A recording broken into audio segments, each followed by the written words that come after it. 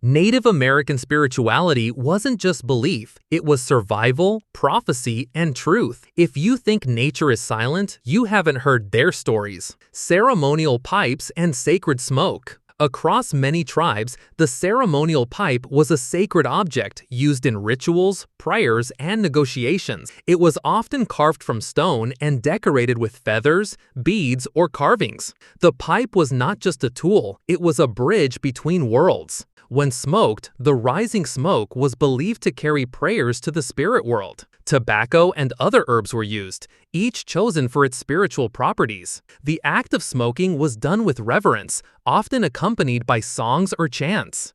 Pipes were used in healing ceremonies, peace treaties, and spiritual gatherings. They symbolized truth, respect, and connection. To share a pipe was to share trust. To break a pipe was to sever a bond. Even today, the ceremonial pipe remains a powerful symbol of Native American spirituality. It reminds people of the importance of intention, respect, and sacred communication. Animal spirits and totems. Animals played a central role in Native American religion. Each animal was believed to carry specific traits, powers, and messages. Tribes studied animal behavior and used it to guide decisions, interpret dreams, and shape identity. Totem animals were personal or clan symbols. A person might be born under the sign of the bear, eagle, wolf, or turtle. These animals represented qualities like strength, vision, loyalty, or wisdom. Totem poles carved with animal figures told stories of ancestry, values, and spiritual lineage. Encounters with animals were often seen as omens. A deer crossing one's path might signal gentleness. A snake might warn of danger. A hawk circling overhead could be a message from the spirit world. Animal spirits were also called upon in ceremonies. Dancers wore masks and costumes to embody their power. Songs and stories honored their lessons. The belief was that humans could learn from animals, not just how to survive, but how to live well. Nature as sacred text. For Native Americans, nature was not just scenery, it was scripture. The land was a teacher, the sky a storyteller, the seasons a cycle of wisdom. Every mountain, river, and tree held meaning. Sacred sites were chosen not for their grandeur, but for their energy. A quiet grove, a bubbling spring, a windswept cliff, these places were portals to the spirit world. Ceremonies were held there, prayers offered, and visions received. The changing seasons marked spiritual transitions. Spring was renewal. Summer was abundance, fall was reflection, winter was rest. These rhythms guided planting, hunting, and storytelling. Even the stars were sacred. Tribes studied constellations, tracked lunar cycles, and used celestial events to time rituals. The sky was a map of spirit, a canvas of prophecy. This reverence for nature fostered sustainability. People took only what they needed, gave thanks for every gift, and ensured that the land remained healthy for future generations. Dreams and prophecy. Dreams were considered messages from the spirit world. They were not dismissed as random thoughts. They were studied, interpreted, and acted upon. Elders and medicine people often served as dream interpreters, helping individuals understand their visions. Some dreams were personal, guiding choices, revealing fears, or offering comfort. Others were communal, foretelling events, warning of danger, or revealing sacred truths. Prophets were individuals who received powerful visions. They might predict weather changes, tribal movements, or spiritual shifts. Their words were respected and often shaped tribal decisions. Dream catchers, originally from the Ojibwe tribe, were tools to filter dreams. Hung above sleeping areas, they were believed to catch bad dreams and allow good ones to pass through. Over time, they became symbols of protection and spiritual clarity.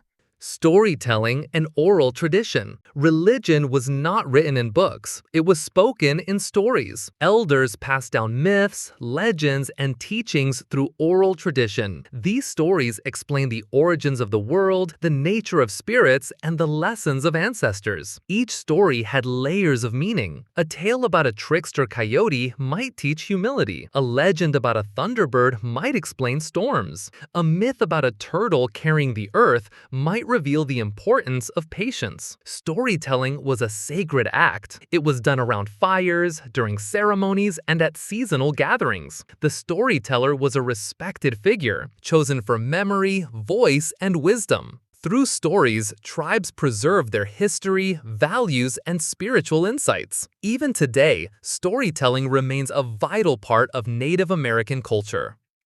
Guardian spirits. In the Pacific Northwest, tribes such as the Tlingit, Haida, and Salish believed that every living thing was watched over by guardian spirits. These spirits were not distant deities. They were intimate companions. They lived in animals, trees, rivers, and even in the wind and storms. Some spirits inhabited inanimate objects like stones or water and were believed to possess consciousness and power. For young boys, discovering their personal guardian spirit was a rite of passage. Before they could be considered men, they had to venture into the wilderness alone. This journey was not just physical, it was spiritual. The boy would fast, meditate, and open himself to the signs of nature. He might see a particular animal, hear a voice in the wind, or dream of a powerful symbol. These encounters were interpreted as messages from the spirit world. Once a guardian spirit revealed itself, it would bestow a gift, perhaps strength, courage, healing ability, or insight. The boy would return to his tribe transformed, no longer a child but a man with a spiritual identity. This spirit would remain with him for life, guiding his decisions and protecting him in times of danger. Guardian spirits were deeply personal, but they also connected individuals to the larger spiritual ecosystem. They reminded people that they were never alone, that the world was alive and responsive. The Great Spirit. Many Native American tribes believed in a supreme being known as the Great Spirit. This entity was not always personified, and its nature varied from tribe to tribe. Among the Sioux, it was called Wakantanka, meaning Great Mystery. The Algonquin peoples refer to it as Kichi-Manitou. The Blackfoot believed in Napi, the old man, who created the world and taught the people how to live wisely. The Great Spirit was seen as the source of all life. It watched over the other spirits and maintained the balance of the universe. It was present in the sun, the moon, the stars, and the changing seasons. It was the breath behind the wind, the silence between drumbeats, and the force that animated all things. Unlike many Western religions, Native American spirituality did not always separate the creator from creation. The Great Spirit was not distant or judgmental. It was everywhere, accessible through prayer, ceremony, and respectful living. People honored the Great Spirit through gratitude, humility, and stewardship of the earth. To harm nature was to offend the Great Spirit. To live in harmony was to show reverence. Medicine men and women. Spiritual leadership in Native American tribes was entrusted to medicine men and women. These individuals were healers, counselors, and intermediaries between the physical and spiritual worlds. They were chosen for their wisdom, vision, and ability to communicate with spirits. Medicine people used herbs, chants, and rituals to heal the sick. They treated physical ailments, but also addressed emotional and spiritual imbalances. Illness was often seen as a disruption in the harmony between body, spirit, and community. Healing required restoring that balance. In addition to healing, medicine men and women performed ceremonies to invoke rain, ensure successful hunts, protect warriors, and guide the tribe through transitions. They interpreted dreams, led vision quests, and preserved sacred knowledge. Their training was rigorous. Some were chosen by visions in childhood. Others apprenticed under elders for years. Their knowledge of plants, animals, and spiritual forces was vast and deeply respected. Medicine people were not just religious figures, they were cultural anchors. They kept the tribe connected to its roots and helped individuals navigate the complexities of life. The three worlds. Some southeastern tribes, such as the Cherokee, Creek, and Choctaw, believed in a cosmology that divided the universe into three realms. The upper world, a realm of purity, light, and order. It was home to benevolent spirits, celestial beings, and guiding forces. The lower world, a chaotic, mysterious realm inhabited by powerful but unpredictable spirits. It was associated with transformation, danger, and the unknown. This world, the realm of humans, suspended between the two. Here, people lived, worked, and struggled to maintain balance. Spirits could travel freely between these worlds, but humans had to earn their place. Rituals, moral conduct, and respect for nature were essential. A misstep could invite imbalance, illness, or misfortune. This worldview shaped daily life. Homes were built to honor the cardinal directions. Ceremonies were timed with celestial events. Every action, from planting crops to telling stories, was part of a larger spiritual choreography. The concept of the three worlds taught that life was a journey between realms. It encouraged mindfulness, humility, and a deep respect for the unseen. Rites of Passage. One of the most significant moments in a Native American's life was their coming of age. This transition from childhood to adulthood was marked by rituals, trials, and spiritual awakening. Different tribes had different customs. In some, boys had to survive alone in the wilderness, seeking visions or enduring physical challenges. In others, girls participated in ceremonies that honored fertility, intuition, and the sacred feminine. Success in these rites was not just about endurance. It was about insight. Those who returned with visions or signs were given new names, often inspired by their experiences. These names reflected their spiritual identity and marked their transformation. Rites of passage were not optional, they were essential. They taught young people responsibility, resilience, and connection to the spirit world. They prepared them for the roles they would play in the tribe. These ceremonies also reinforced community bonds. Elders guided the youth, families celebrated their growth, the tribe acknowledged their new status. Vision quests. Vision quests were spiritual journeys undertaken by individuals seeking guidance, healing, or purpose. They involved solitude, fasting, and communion with nature. A person would leave the village and retreat into the wilderness. They would abstain from food, speak to the spirits, and open themselves to visions. Sometimes they used hallucinogenic plants or inflicted wounds to heighten their awareness. The goal was to receive a message, a dream, a symbol, a voice that revealed truth. These visions could guide life decisions, warn of danger, or unlock hidden gifts. Upon return, the vision was shared with elders or medicine people who helped interpret its meaning. The experience was deeply personal but also communal. It shaped leaders, warriors, and healers. Vision quests were not escapes, they were confrontations with destiny. They stripped away ego and invited transformation. Kachinas.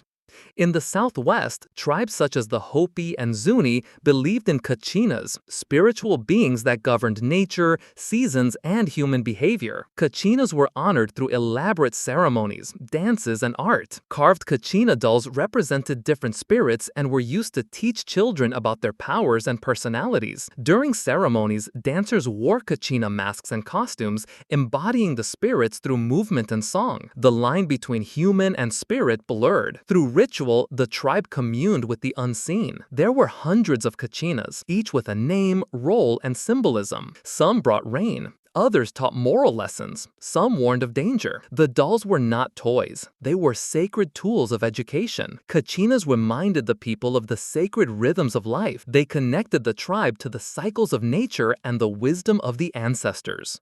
Ceremonial Practices. Ceremonies were the heartbeat of Native American spiritual life. They marked seasons, honored ancestors, and invoked blessings. One common practice was the ceremonial pipe. Smoking tobacco or herbs was a sacred act. The rising smoke was seen as a bridge to the spirit world, a way to send prayers, gratitude, or requests. The ghost dance was a spiritual movement that emerged in the 19th century. It promised renewal and resistance. Dancers dancers believed the Great Spirit would restore balance and remove oppressors. The movement spread across tribes and became a symbol of hope. The sun dance was practiced by the Sioux and other Plains tribes. It involved fasting, dancing, and sometimes piercing the skin. It was a test of endurance, a prayer for renewal, and the vision-seeking ritual. Sitting Bull famously received a prophetic vision during a sun dance before the Battle of Little Bighorn. Ceremonies were not performances. They were acts of survival, resistance, and communion. They reminded the tribe of its roots, its purpose, and its connection to the sacred. Death and the afterlife. Funerals were not just farewells. They were transitions. Tribes often held ceremonies to guide the spirit to the next world. Songs were sung, prayers were offered, and sacred items were buried with the deceased to help them on their journey. The belief was that the spirit would travel to a place of peace where ancestors waited, and the land was always bountiful. Unlike many cultures that feared death or emphasized punishment in the afterlife, Native American beliefs were often gentle and accepting. Death was seen as a natural part of life's cycle. The spirit did not vanish, it transformed. It continued to exist, to watch over the living, and to participate in the spiritual ecosystem. This view of death fostered courage and peace. Warriors went into battle without fear. Elders passed away surrounded by family, confident that their spirit would live on. The tribe mourned, but also celebrated the life and legacy of the departed. The ghost dance movement. In the late 1800s, as Native American tribes faced displacement, violence, and cultural suppression, a new spiritual movement emerged. The ghost dance. It began with a Paiute prophet named Wovoka, who claimed to have received a vision during a solar eclipse. In this vision, he saw a future where Native people would be reunited with their ancestors, the buffalo would return, and the white settlers would disappear. The ghost dance was a ritual meant to hasten this transformation. Tribes across the West adopted it, performing the dance in circles, wearing sacred garments, and singing songs of renewal. It was a peaceful movement rooted in hope and spiritual revival. However, the U.S. government saw the ghost dance as a threat. Tensions escalated, culminating in the tragic Wounded Knee Massacre of 1890, where hundreds of Lakota men, women, and children were killed. Despite this, the ghost dance remains a powerful symbol of resistance, unity, and spiritual resilience. It showed that even in the face of oppression, Native American spirituality could adapt, endure, and inspire. The sun dance ceremony. Among the Plains tribes, especially the Sioux, the sun dance was one of the most sacred ceremonies. It was held during the summer solstice and lasted several days. The purpose was to renew the tribe's connection to the Great Spirit, seek visions, and offer sacrifices for the well-being of the community. Participants fasted, danced, and sometimes pierced their skin with wooden skewers attached to a central pole. This act of physical endurance was not meant to cause suffering. It was a gift to the spirits, a demonstration of devotion and strength. The sun dance was also a time of prophecy. Sitting Bull, the famous Lakota leader, received a vision during a sun dance that foretold victory at the Battle of Little Bighorn. His vision gave the tribe courage and unity in the face of overwhelming odds. Though the U.S. government banned the sun dance for decades, it has since been revived and continues to be practiced today. It remains a powerful expression of faith, identity, and cultural pride, reviving tradition in the modern world. Despite centuries of suppression, Native American religion has endured. Many tribes have revived traditional ceremonies, rebuilt sacred sites, and reconnected with ancestral teachings. Young people are learning the languages, songs, and rituals of their elders. Powwows, spiritual gatherings, and cultural festivals celebrate this renewal. Tribal schools teach both modern subjects and traditional wisdom. You've only seen the beginning. I'll meet you in the next video. Subscribe and keep the story alive.